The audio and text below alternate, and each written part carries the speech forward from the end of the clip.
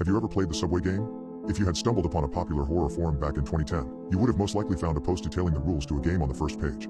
It would later get deleted within a single day, and the author of the account that posted it would be completely unreachable. Some people who visited the post decided to save a copy of it to refer to later, only realizing how valuable their original copies were now that the post was completely off the internet.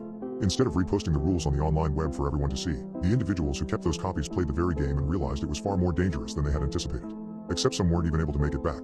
One anonymous individual would later survive the game and decide to post it on a dark web forum, before promptly deleting his account and disappearing. I'm talking about the Subway game.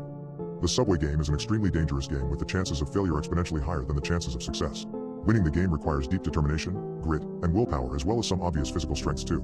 Participating in this game if you are sick, a poor athlete, or emotionally vulnerable almost certainly leads to failing the game. Winning the game will provide the player with a great reward, a choice to make one wish that will come true. The game specifically requires the player to write the wish in mind on a piece of paper and take it with them before attempting the game. Failing the game will lead to the death of the player, but that won't be the end of it. The player will die the most painful and gruesome death a person will ever suffer, and then once they have died, their soul will continue to be tortured in the same location for all of eternity by the powers of the game. You can tell I've looked into this game and acknowledged its dangers, so you may wonder, why am I writing this down? I got diagnosed with lung cancer 6 days ago. The doctor gave me 6 months to live, and since then I've fallen into a deep depression. My family has tried to make me enjoy the rest of my life, but I can't accept such a short life. I still have things to experience and want to live a longer, fuller life. This is what led me to the game in the first place, and when I first found the instructions to the game while looking for similar dodgy cancer cures on the dark web, I found this game. As skeptical as I was of its authenticity, I decided to go through with the ritual regardless because I was desperate. I needed something to work, and I would go at all lengths to extend my life. To initiate the ritual, one must go to a remote subway station with no people around at around 1 a.m. at night. While the time isn't necessarily set, it's important that the time is between 1 and 2 a.m. and that not a single other person is around. Otherwise, the ritual won't work. I located a remote subway station that was out of service and scheduled to be closed soon. It was the first place to initiate the ritual, and so I drove there in the dead of the night. As I stared at the dim passing streetlights on the road, I felt strong urges to return and give up on the ritual, but I pushed through.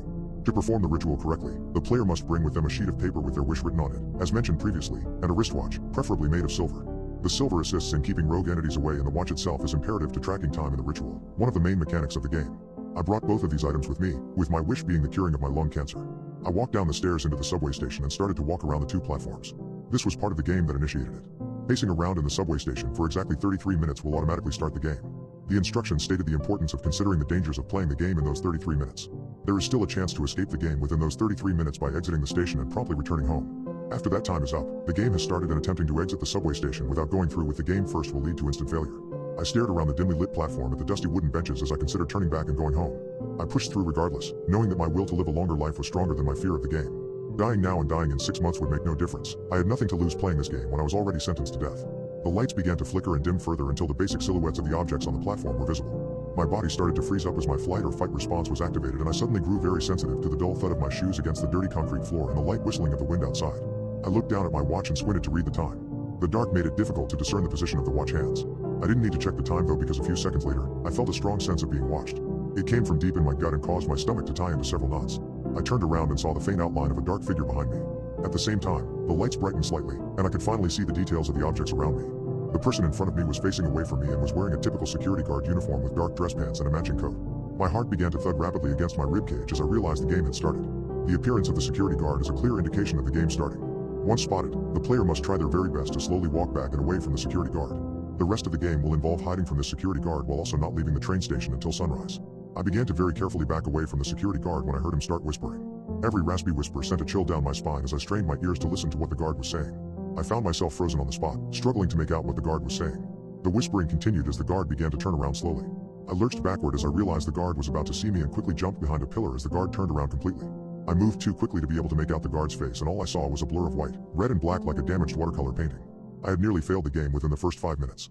While staying away from the security guard, the player must also complete 3 tasks to end the game and have their wish granted. The failure of completing these tasks before leaving will lead to the security guard permanently following the player and unaliving them. The first task is simple. A train will stop at the station within 15 minutes of the start of the game. The player must board this train and avoid any interaction with the passengers no matter what. If the train does not appear, the player has failed the game. I watched the minute hand on my watch move slowly as I stood behind the pillar and listened to the slow and deliberate steps of the security guard.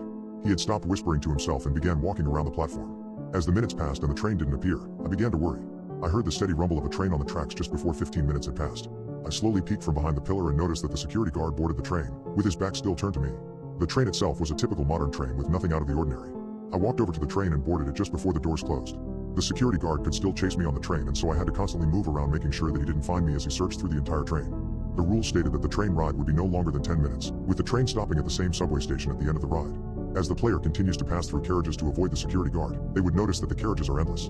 The goal is to keep moving through carriages and not stop to rest even if the player is confident that the security guard is multiple carriages behind because they can be caught off guard at any moment. The train was packed to the brim. Almost every seat was occupied with people of all ages and genders, and it pretty much seemed like a normal busy morning train. I began to walk from carriage to carriage, ignoring everyone and not making any eye contact.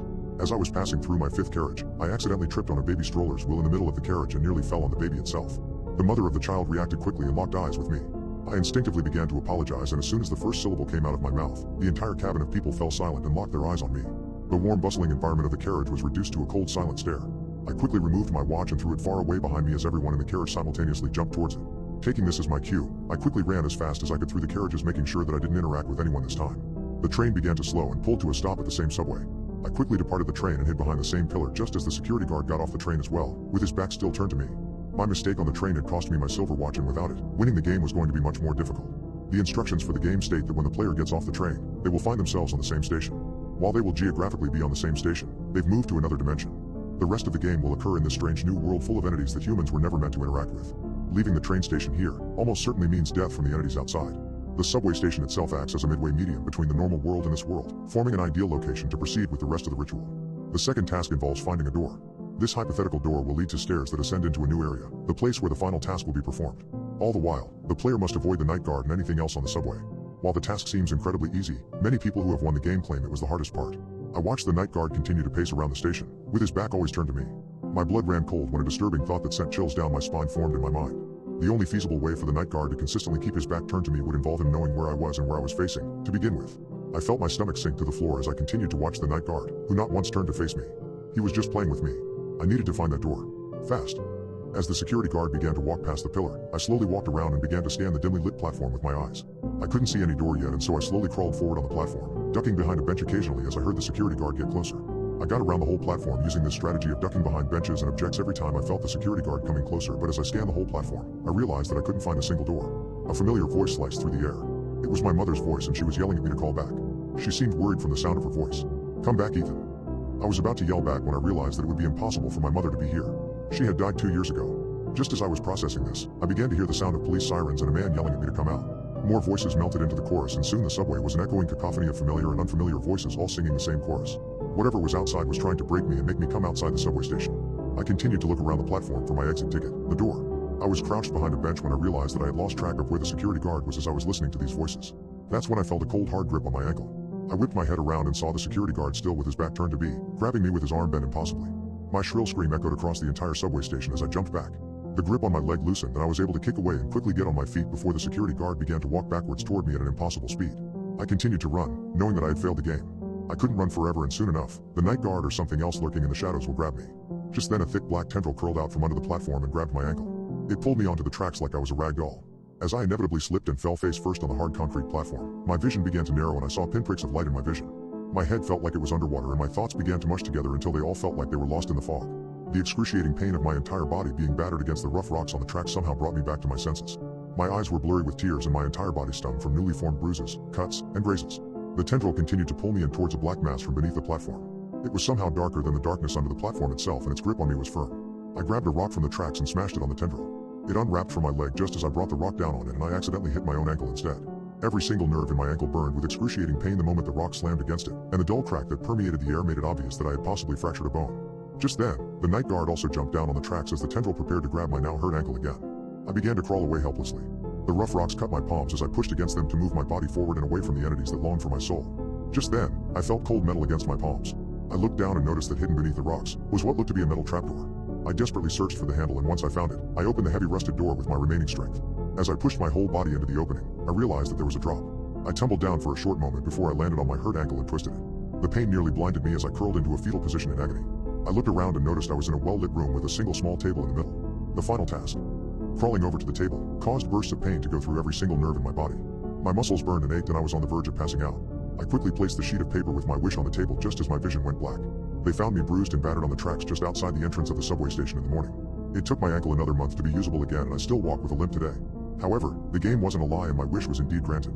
It's just that the other day I saw the security guard outside my window at night, still with his back turned to me. If you do choose to play the subway game, take my story as a warning. As I type this out and hit the post, I've realized one thing. You don't truly ever win the game.